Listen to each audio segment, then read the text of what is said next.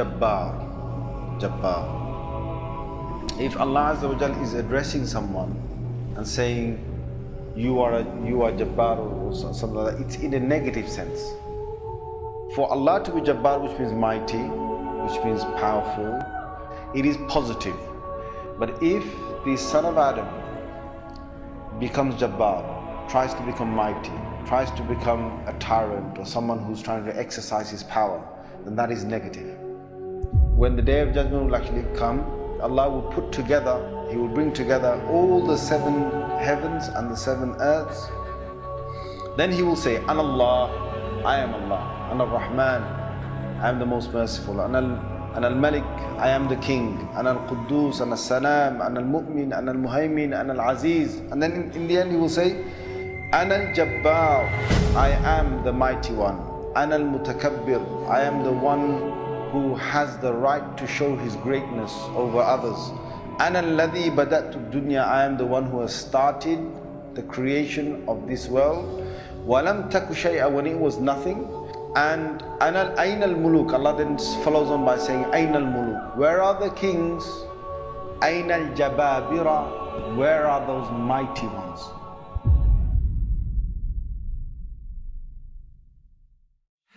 Namrud, a tyrant, a Jabbar on the earth. Namrud, he said, okay, if God exists, then I'm going to fight that God. Here's another Jabbar, a tyrant. So here comes Namrud, the Jabbar, and he says, okay, my army, he had a massive army. He said, okay, army, come together. We're going to take our arrows and we're going to shoot them straight in that sky from where the revelation comes to Ibrahim. And he got his whole army out. And he said, come on! You call yourself Allah, God? Well, if you're there, I challenge you. So this Jabbar challenged Al-Jabbar, the real Al-Jabbar. So he shot, and he shot. And he said, come on, come and fight me. Where are you? So Allah Azza wa Jal said, okay, you in a fight? Allah sent down mosquitoes. Mosquitoes. When a mosquito bites you, what are you going to do? You're still alive. When these mosquitoes came, what's all this? Hey. There's so many, hundreds and hundreds and hundreds of them all over the place. The soldiers were running everywhere, were running. Right? They're running. And Namrud, he's also running. But what happens is, this is what Allah does well. A mosquito's here, right? And he goes, he sniffs. And the mosquito goes into his nostril. And Allah makes that mosquito survive. So that mosquito is now alive and is somewhere there.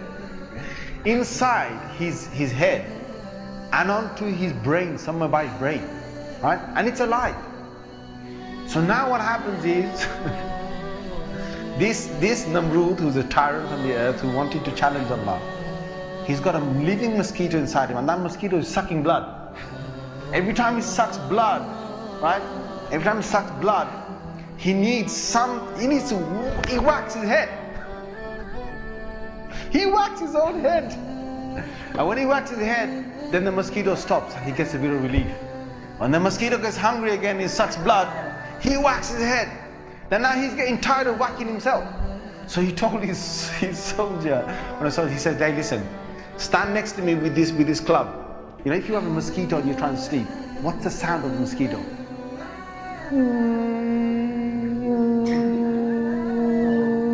Right? This thing's in his head. So it's going,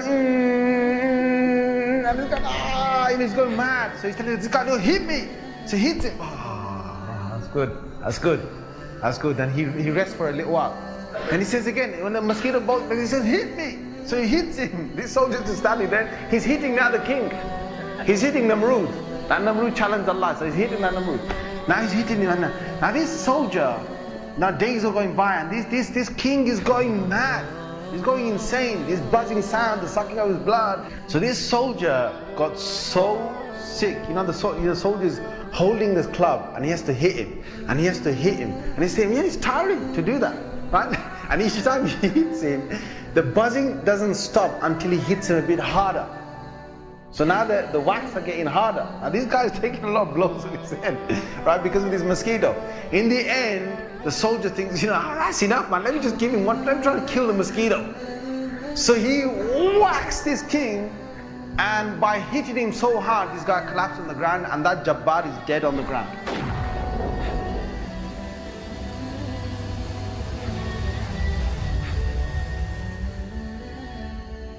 Walid bin Yazid ibn Abdul Malik was one of the kings in the past.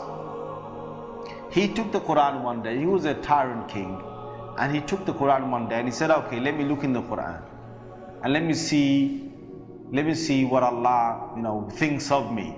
Let me just open the Quran anywhere, and wherever my eyes fall onto whatever ayah, I can take it as a sign. Walid bin Yazid ibn Abdul Malik did that, and he looked at an ayah in the Quran, and it was in Surah Ibrahim, verse number 15. Allah is saying that when my believers called on me, made dua to me, and I came to their rescue, then I crushed every tyrant and every stubborn one on the earth. When he read this, he said a poem. Na'udhu billah, he said, what? Every tyrant, every stubborn one? Well, here I am. I am the tyrant, I am the stubborn one.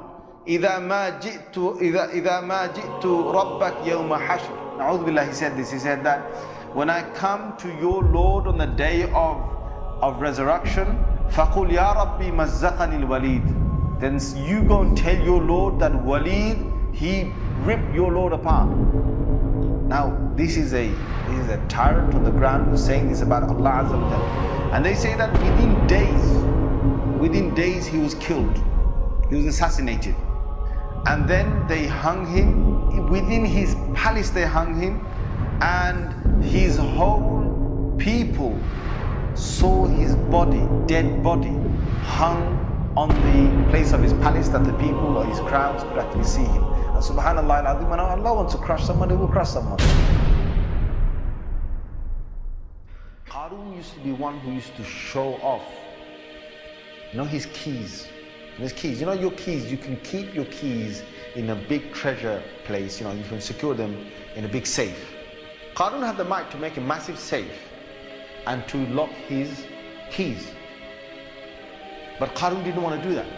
Qarun was Jabbar, he wanted to show his might, his power, and flex his muscles. So what he did is, wherever he went, there were 10 strong men with, you're talking about built men that could carry and lift. 10 of them followed him, just carrying his keys. They're finding it heavy to carry these keys, and their job was just to carry these keys, bling, bling, bling, bling, bling, bling. So what happens is that, he's a big show-off. Whenever he comes out, he never wears the same clothes again, right? And these are the most expensive clothes you can get. And so what he did and he had so many horses, he had so many of his own soldiers, so many bodyguards, so many palaces, so many treasures. It's unthinkable how much Allah had given him. So what happened is, there was a day he chose his best clothing. Then he said, out of all his horses, he had hundreds of horses. So he went through his horses and said, that one there, the one that is the whitest horse, that people, when they look at it, they're going to say, wow. Yeah, they decorated that horse. They decorated him. So he got onto his horse. And then he said, my soldiers, he wants the best of his soldiers. And they're going to march right behind him. Now there are those 10 men somewhere with all the keys, all right? And he said, you know what? He said, bring all my treasures out as well. Today, I want to show them what I've got. So all my gold, my silver, my merchandise, my things I've collected, I want you to bring them out, my soldiers to carry them, and they're going to be in there in a way that all people, when I pass by them, they're going to look gobsmacking at the amount of treasures I've got. So now this is not normal for a person to do. Who's controlling his heart? Come on guys. Allah is controlling. He's going to bring out his treasures. Which tyrant ever does that? Which tyrant, which tyrant ever does that? But he's going to bring, so he's bring out all his treasures out, so you can see, my God, the pearls and the rubies and the diamonds and the amount of gold and the different shapes. And you know what happened when he came out in a parade? He said, I'm going to parade down the whole city. And when he paraded, the people looked at him, and the people of this world, yuridun al-hayat ad-dunya. The people who wanted this world, they liked to have this world. They said, they looked at all of this and they said, Ya layta lana mithla ma utiya Qarun. If only we had been given what Qarun has been given. They wished for that. So Allah made them wish for it. So Allah brought all the people. Now imagine the whole city is here. The whole city is here. And all types of people. You've got the yuridun al-hayat ad-dunya, the people who want to gain this earth, and you've also got those people who are the people of knowledge, right? They said no. They said what وَقَالَ الَّذِينَ أُوتُوا الْعِلْمَ وَيْلَكُمْ. They said, no, what are you doing? Woe to you. Don't ask for this. Whatever Allah has given, it is enough. Whatever Allah has given is enough. Don't wish for whatever they knew that he was a mutakabbir, he was an arrogant tyrant who thought that he was it. And he used to play with people, whatever games he wanted, because he had power, he had might. And the great Fir'aun, he was his friend. Fir'aun was his friend. The pharaohs, they were friends. That basically, if anyone touched him, he gonna tell his mate Fir'aun, and you forget him. Your history, mate. He'll make you a slave if he has to. So no one messed with Qarun. This was the ultimate tyrant that Allah took out as an example of Quran. So what happened is that when he came out with all of this, and people were looking in amazement of how much he's got. People were on one side, and other people on another side, and right in between is his parade. And when he got to his highest, and he thought, wow, this is who I am. فَخَسَفْنَا بِهِ وَبِدَارِهِ. Suddenly, Allah Azza wa Jal told the earth, my earth swallowed him right now. Swallowed him in front of all these people. So the earth suddenly swallowed him, all his soldiers, all his keys, all his treasures, and even his palace behind. Allah swallowed that in the earth. All of it swallowed, all of them. The people were left there, right? Some people had run away, but then they thought, well, no, hang on a minute. It's just swallowed him. Just his soldiers, just his palace. And then the earth came back together, as if nothing happened. And they were absolutely gobsmacked. And Allah showed them, the people and Qarun, who Al-Jabbar is. أعوذ بالله من الشيطان الرجيم. بسم الله الرحمن الرحيم. ونزعنا من كل أمة شهيدا فقلنا هاتوا برهانكم فعلموا أن الحق لله وضل عنهم ما كانوا يفترون وضل عنهم ما كانوا يفترون إن قارون كان من قوم موسى فبغى عليهم وآتيناه من الكنوز ما إن مفاتحه لتنوء بالعصبة أولي القوة إذ قال له قومه لا تفرح إذ قال له قومه لا تفرح إذ قال له قومه لا تفرح إن الله لا يحب الفرحين وابتغ فيما آتاك الله الدار الآخرة ولا تنس نصيبك من الدنيا وأحسن كما أحسن الله إليك ولا تبغ الفساد في الأرض إن الله لا يحب المفسدين قال إنما أوتيته على علم عندي أولم يعلم أن الله قد أهلك من قبله من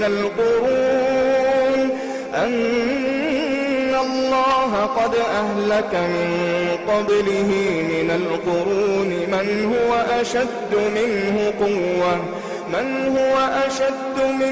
قوة وأكثر جمعا ولا يسأل عن ذنوبهم المجرمون فخرج على قومه في زينته قال الذين يريدون الحياة الدنيا يا ليت لنا مثل ما أوتي قارون إنه لذو حظ عظيم وقال الذين أوتوا العلم ويلكم ثواب الله خير لمن آمن وعمل صالحا ولا يلقاها إلا الصابرون فخسفنا به وبداره الأرض فما كان له من فئة ينصرونه من دون الله وما كان من المنتصرين وأصبح الذين تمنوا مكانه بالأمس يقولون ويكأن الله يبسط الرزق لمن يشاء من عباده ويقدر لولا أمن الله علينا لخسف بنا ويكأنه لا يفلح الكافرون تلك الدار الآخرة نجعلها للذين لا يريدون علوا في الأرض ولا فسادا والعاقبة للمتقين. See, when they built the Titanic, I don't know if you know this, but when they built the Titanic and they're going to sail from Liverpool to New York and they're making this journey, one of the ones who made the Titanic said, was asked in an interview just before they left Liverpool. He was asked, do you think this whole ship can actually sink in the ocean? And you know what he said? This Jabbar, this tyrant said. He said that even if God wanted to sink it, he couldn't sink it. This is in their record. This is in the media. This is you dig it up, you find it. He said even if God wanted to sink it, he wouldn't be able to sink it. So they went. They went on this cruise liner, this ship, and they sailed across, and they got somewhere near to the, on the Pacific side, and it was night time. They're all having a wonderful time on the ship. These are the wealthiest people who can afford this. Can you imagine? The wealthiest people who can afford this. And the luxuries on this Titanic, there is nothing like this in the world. So what happened is this night time, it's, ahead is a bit of mist, right? Ahead is mist. And they all know that in this freezing weather, there can be icebergs that are, they're like mountains from the seabed that rise up. They know this. But Allah's got their hearts in His hand. So He makes the sailor of this ship say, nah, don't worry. You guys have a nice time. Don't worry. Yeah? Don't worry. Titanic. What's an iceberg going to do to Titanic? An iceberg will break. He's thinking what? He's thinking, if I go ahead, I'll go slowly, but if I just go ahead, And if I hit an iceberg, this thing's so big, it's gonna break the tip of the iceberg. That's what went in his head. Allah made him believe that. So they went ahead in the night time, and it came across and it hit. And you know, before he went ahead, some of his other sailors said to him, you know, it's not safe. I read about this. I read a whole article about this. They said to him, it's not safe. And he said, don't worry. What can happen? Don't worry. Right? So he went ahead, and it was a very sharp iceberg that they hit. They sliced into it.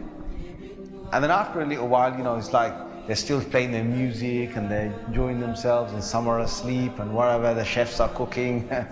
And then next minute they know, the sailor says, we're going down. They built this Titanic so strong that they believed that it couldn't snap. One of the theories was this type, it can't snap. And they believed that it couldn't be, you know, you couldn't take it down the ocean. So water started to come inside here. Okay? What's happening now is that it's getting heavy here, heavier and heavier. And this part of the boat, the other side of the boat, is now lifting. And it got so high that in the middle is snapped. When Allah gets a tyrant on the earth, He's going to make sure that people are around to talk about the story. And they lived with a face of fear and humbleness to tell the story of what Allah did to them. They told stories to their children, and their children told that story to their children, and Allah showed them who Al-Jabbar is, who the real mighty one is. Where is that guy who made that statement now, that even if God wanted to sink the ship, he couldn't even sink it? Where is that guy now? And this is Allah saying to all the rest of mankind, don't challenge me.